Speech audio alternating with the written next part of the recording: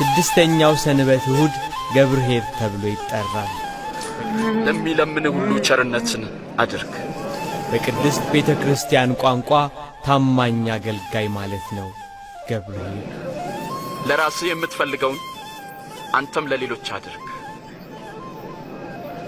ጌታችን ኢየሱስ ክርስቶስ በወንጌል ታማኝነታቸውን ለማየት የተለያየ መክሊት ተሰጥቷቸው ወጥተው ወርደው አትርፈው እንዲያመጡ ስለተላኩት ታማኝ ባሪያ ገብርኄር የተናገረው ነገር በዚህ ሰንበት ይወሳል።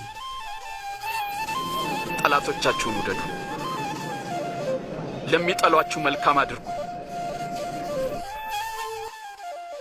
በንጹሕ የጾመ ወንድሙን በአንደበቱ ያልሸነገለ ደም ያላፈሰሰ ታማኝ አገልጋይ ወደ ጌታው ደስታ ይገባል፣ አዲሲቱን ምድር ይወርሳል እያለች በስድስተኛው ሳምንት ቅድስት ቤተ ክርስቲያን ትዘምራለች።